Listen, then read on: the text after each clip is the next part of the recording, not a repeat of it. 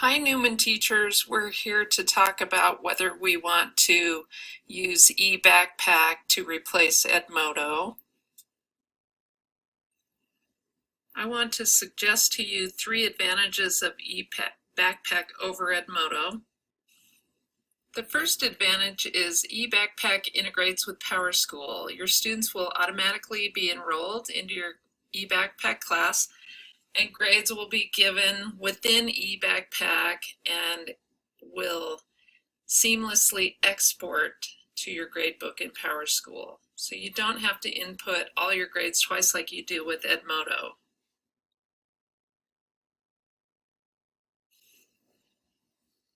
The second advantage is workflow for teachers. Teachers can import assignments from Word, Notability, Explain Everything, or almost any of your favorite apps, and import any digitized documents of your choosing. Teachers can also create assignments within eBackpack, which is really a powerful element, and teachers can grade within eBackpack and give students timely feedback on their work. The third reason that eBackpack is superior to Edmodo is the workflow for students.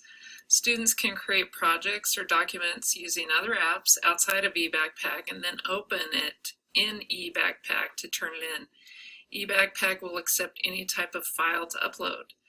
Also, students can create or do their work inside the eBackpack app. This really streamlines the workflow for students being able to do their work and turn it in without any clunky workarounds.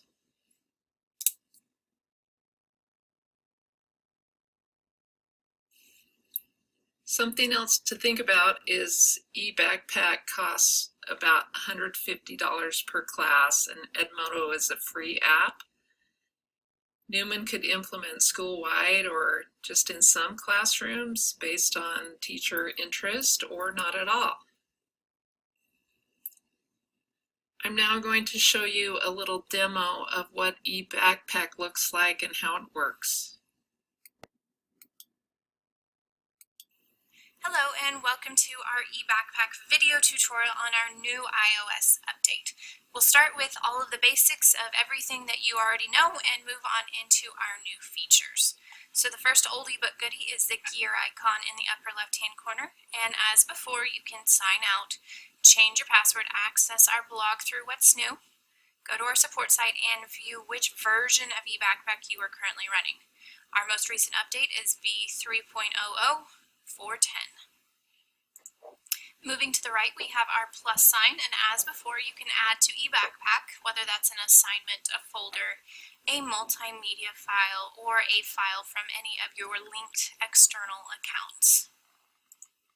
In the bottom right, we still have our current assignments location, and there we get our to-do list, essentially, of all of the assignments that we have not completed. Red assignments are past due. Yellow assignments are due either today or tomorrow, and the green assignments are due after that time frame. You can access a very similar view by clicking on this assignments tile. This assignments tile also tells us how many assignments we have that are late. So I have 5 late assignments according to this red circle. The yellow circle tells me that I have 2 assignments due either today or tomorrow. And then assignments 8 tells me that I have 8 assignments assigned to me at this time. And last but not least is my eBackpack. The look and location has changed, but the functionality has remained the same. So when I select my eBackpack, I still get a list of all of these same folders. We just have a new look on the icon. Moving on to our exciting new features, we have the calendar front and center. And this calendar is the weekly view.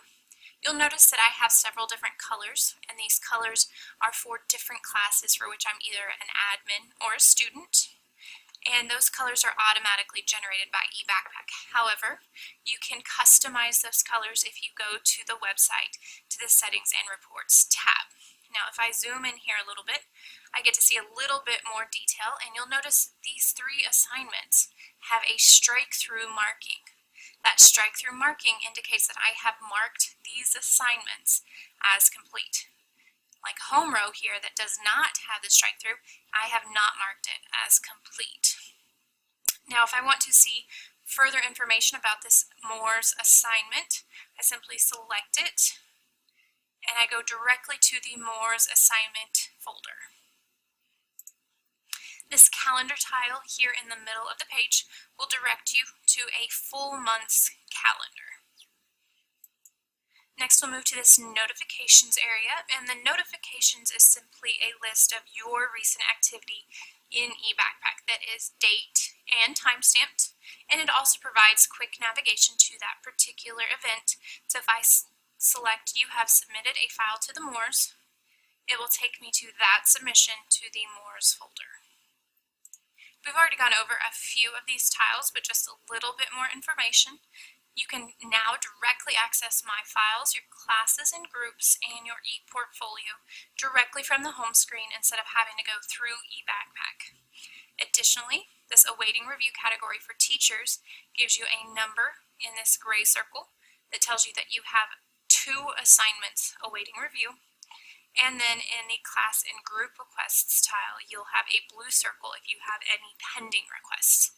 Right now I have 1 pending request, and if I selected that tile, I would be able to either approve or deny admission into that class or group on eBackpack. Last but not least is the navigation drawer, and there are 2 ways to access. The first is simply dragging your screen towards the right. The second is selecting this group of 3 horizontal lines to open up that navigation drawer. The navigation drawer provides quick access to all of these different locations. It also gives you a list of all of your current assignments that you have yet to complete. So if I look down here next to algebra, I see a number 2.